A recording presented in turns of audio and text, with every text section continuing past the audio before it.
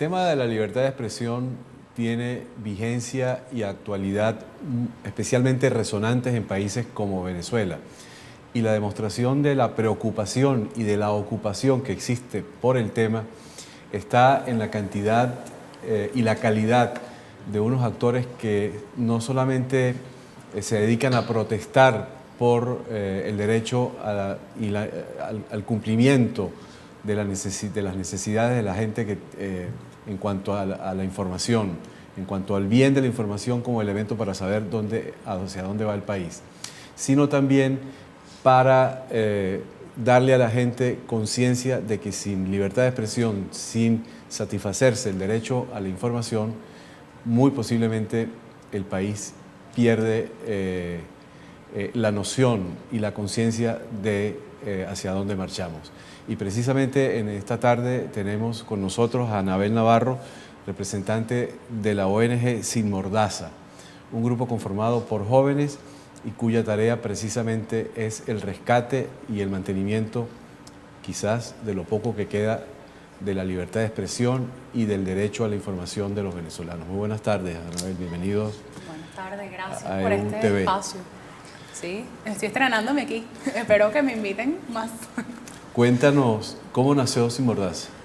Sin Mordaza nació en el 2009 como un movimiento que, bueno, varios jóvenes universitarios en aquel momento venían un poco con el tema, bueno, trabajando por todo lo que sucedió con RCTV, ¿no? El tema de libertad de expresión, y en el 2009 decidieron como enseriar el asunto, y todo inició con una protesta que se hizo por la libertad de expresión y en especial por la libertad de expresión en Venezuela, en unos 25 países, distintas ciudades en varias partes del mundo, se coordinaron, bueno, una serie de acciones, protestas, entregas de documentos, solicitudes, manifestaciones. ¿Es una organización entonces de carácter internacional? Entonces sí, desde ese entonces, bueno, hemos estado trabajando, nos hemos ido consolidando, hemos estado creciendo, siempre, como te comentaba, dirigido por jóvenes y el equipo de trabajo ¿Qué llamas tú mayormente jóvenes?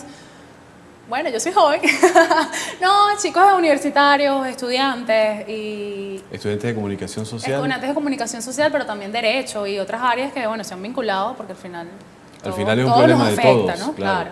Entonces, Siempre se piensa que el tema de la libertad de expresión es un tema que solamente atañe a los periodistas y que las víctimas de la falta de la libertad de expresión y del derecho a la información son los periodistas, cuando en realidad los más perjudicados son los receptores. Correcto. Quienes necesitan ser satisfechos en su necesidad de información. Sí, además hay un tema allí que hemos estado trabajando este año, bueno, con lo que hemos estado haciendo, ahorita vamos a hablar de eso, pero hay un tema también que llega al individuo, ¿no? El tema del cerrar o cercenar el tema de la libertad de expresión que va desde los medios, también yo siento que últimamente lo sentimos mucho incluso en la calle. Nos da de repente miedo emitir nuestra propia opinión o decir algo por temor a lo que no va a lo que va a representar eso o a lo que me puedan hacer o decir en función de lo que yo diga. Ahora, ¿qué puede hacer un grupo de jóvenes preocupados y ocupados por el tema de la libertad de expresión? Bueno, esa pregunta nos la hacemos constantemente, es como un gran reto. Nosotros hemos decidido promover y defender desde la promoción la libertad de expresión y los derechos humanos, ¿no? Haciendo mucho énfasis en temas que, bueno, pensamos que son importantes y que tienen relevancia, que es importante compartir, difundir, ¿no? Que todos se enteren, que todos estén al tanto. Este año, por ejemplo, hemos estado trabajando con una campaña que se llama Tu Voz es tu Poder, bueno, en la que tú incluso eres parte en unas fotografías que está tomando Daniel Bracci. Y esta campaña surge un poco porque creemos que hay mucha gente representativa, ¿no? En sus distintas áreas, en este caso, bueno, tú periodista, comunicador por excelencia, hay otros que son diputados, hay otros que son artistas, hay otros muchas áreas de la sociedad que han sido amordazados o que en algún momento sí han tenido mordazas de diversas índoles, ¿no? Porque además las mordazas no son solamente el tema de expresión. Hay unas que son consecuencias de la expresión y otras que afectan el tema de la expresión. ¿Como cuáles, por ejemplo? Mordazas económicas, mordazas de vida, o sea, cuanto al tema, por ejemplo, seguridad, el tema, o sea, son al final cosas que nos limitan, ¿no? El bozal de arepa. Bozal de arepa, son muchas, ¿no? Entonces, con esta campaña hemos creativamente, siempre buscando formas creativas de cómo comunicar, ¿no? Cómo transmitir mensajes, cómo hacer que la gente se vincule, que la gente se cuestione cosas, que la gente reflexione. Ahora, fíjate tú que cuando el cierre de Radio Caracas Televisión surgió un movimiento nacional de protesta. Correcto. Liderado por los estudiantes, por los jóvenes, Sí. por ustedes, Sí. que tuvo consecuencias políticas y electorales a la vuelta de 6 meses, Sí. en la primera derrota electoral que sufrió el presidente Chávez, en un tema que no tenía poca importancia como era la reforma constitucional. ¿Cómo trabajaron ustedes en conjunto con los estudiantes básicamente más dedicados al tema político? En aquel entonces, en 2007 fue eso. Sí. 2007. Por allá, ¿no? 2007-2008, recuerdo. La organización Simordosa no existía todavía, ¿no? Pero a raíz de eso... Pero, claro, esto viene siendo, como te comentaba, consecuencia de muchas de esas acciones en aquel entonces.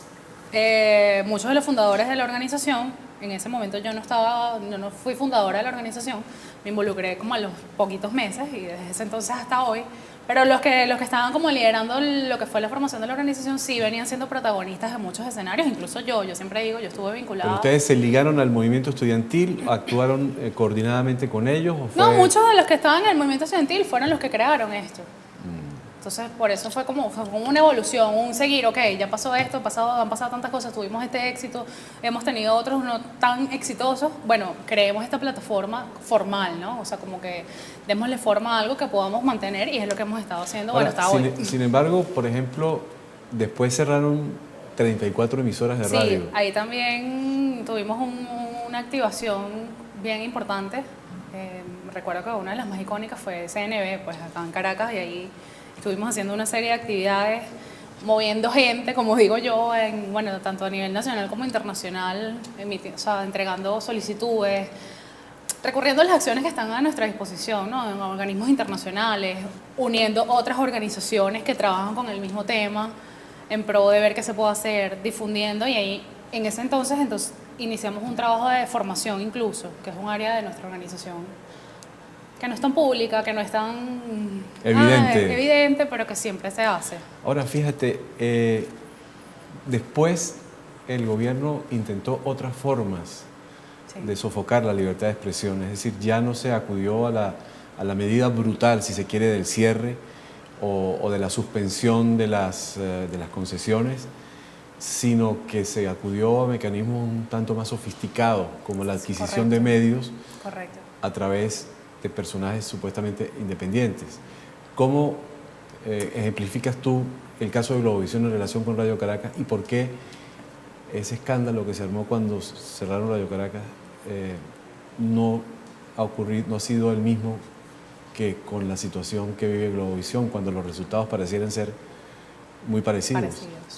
Sí, eso era un tema de conversación en la reunión que sostuvimos hace 2 semanas en la Alianza por la Libertad de Expresión, por cierto. Evidentemente es un mecanismo diferente y lamentablemente creo que es fundamental y clave allí la conciencia individual, ¿no? De como sociedad que tenemos, y por eso creo que ahí falló el tema de salir. En cierta forma creo que estamos un poco adormecidos, ¿no? En general. Hay unos por ahí, unas hormiguitas que siguen trabajando muchísimo, pero en general sí creo que ¿Pero por qué sí. ese punch que tenían los estudiantes no se hace Bueno, sentir ahí ahora? evidentemente también había un liderazgo juvenil y... Ya no lo hay. Yo creo que está en entredicho. O sea, esa generación Sí, del probablemente 2007 no tuvo algunos siguen teniendo... continuidad. No todos. No, quiero decir continuidad en otros, porque los dirigentes Claro, estudiantiles no pueden ser eternos. Exacto, ni todos los que estuvieron en el 2007 tienen hoy un liderazgo en otro área o en otra cosa, ni tampoco tuvieron sucesión, como tú bien dices, de la forma tal en que la tuvo el liderazgo que surgió en el 2007, ¿no? Yo creo que si le preguntamos a la gente en la calle, dinos un nombre de un líder estudiantil ahorita, mucha gente no va a saber, no va a tener ni idea, no sé. A diferencia de que en aquel entonces, cualquier persona en la calle te puede decir aunque sea un apellido. Es curioso, ¿no? Porque si ustedes en aquel momento no estaban organizados formalmente, sí, es muy curioso. Unidos, y ahora tienen una estructura, tienen una plataforma, tienen unos objetivos, tienen una estrategia y tienen, me imagino yo, que algunos recursos, el efecto no es el mismo. No es el mismo. Nosotros desde la organización seguimos haciendo ese trabajo, aunque tenemos algunos estudiantes que trabajan con nosotros. Ya todos los que estamos como en la dirección de la organización somos graduados, aunque somos jóvenes, como yo, y me gradué hace 4 años ya. Y sí seguimos haciendo ese trabajo, pero también es un trabajo, nosotros estamos como outsourcing, o sea, desde afuera. Nosotros no estamos dentro de las universidades tomando decisiones, ¿no? Entonces, sí apoyamos, sí intentamos guiar o dar tips, herramientas, mira, esto fue así, hoy puede ser así, ¿por qué no hacemos esto? Pero al final... Ustedes no tienen un público natural, ¿quieres decir? No, sí lo tenemos, pero nosotros no podemos influenciar directamente o decirle a un centro de estudiantes o a un representante universitario, mira esto, vamos a hacer esto. No. Como en aquel momento que sí. ¿Pueden coordinar? Claro, pues, y es lo que hacemos en algunas ocasiones. Tampoco siempre las puertas están totalmente abiertas. Tratamos de apoyar en lo posible. ¿Cómo? Hay celo, hay sí, resquemor. Puede ser, e incluso temor, miedo, también, ahora, no es descartable. ¿Qué diferencia hay entre luchar por la libertad de expresión como una ONG e inmiscuirse en la política? Wow, es diferente. Es decir, ¿cómo logran ustedes separar ambas cosas? Sí, es muy diferente. Nosotros, bueno, siempre es un tema que siempre nos preguntan, porque estamos desvinculados de todo tipo, o sea, todo partido, ¿no? Y toda organización política partidista. No sigue en línea de absolutamente ninguna organización política. Somos totalmente independientes. Totalmente. De hecho, justamente la campaña Tu Voz es tu Poder es la única campaña desde el 2009 hasta entonces en la que nos hemos como unido a políticos y que además visiblemente tienen su partido, su tendencia política muy, muy específica, ¿no? Y lo hicimos simplemente porque creemos que, bueno, estamos como la libertad de expresión está tan ahorcada y estamos tan llenos de mordazas que, bueno, era necesario pasar esa barrera y decir, ok, chévere, nosotros no tenemos ninguna tendencia partidista, no respondemos a nadie, pero esta gente necesita, o sea, sí, ¿sabes? O sea, no hay ningún problema en que nos retratemos con ellos, como por así decirlo. Porque también son víctimas los políticos de entonces por eso dijimos, bueno, ok, chévere, nosotros no estamos trabajando con ellos ni necesitamos nada, pero en esta campaña los vamos a sumar. Eso ha sido como un hito que nunca lo habíamos hecho. Y además el otro tema es que los partidos políticos, bueno, tienen un rol muy, muy importante y es que ellos están aspirando a tener el poder, ¿no?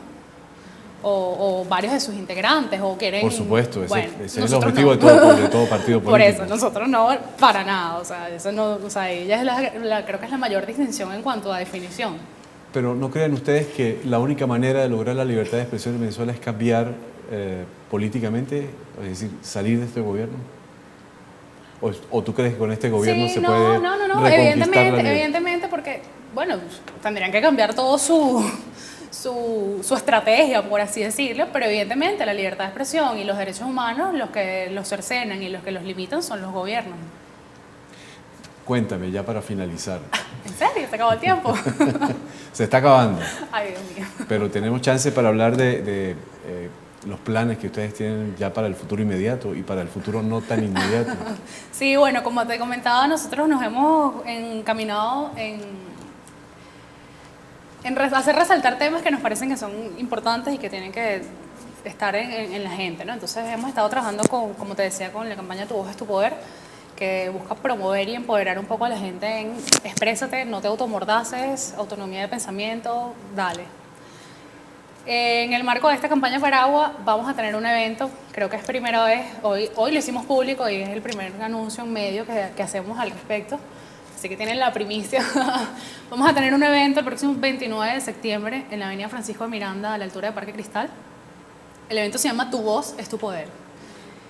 Es una invitación especialmente a jóvenes, pero a todos los venezolanos, a tener un espacio en el que recordemos y salgamos allí como empoderados de entender que tenemos en nuestras manos la capacidad de promover y defender cada uno la libertad de expresión y de hacer oír nuestra voz. ¿Quiénes van a participar en esa actividad? Bueno, eso está por revelarse. Vamos a contar con muchos artistas y con muchas personalidades. Vamos a tener un acto musical. Vamos a contar además con aliados de algunas otras organizaciones de derechos humanos y libertad de expresión venezolanas.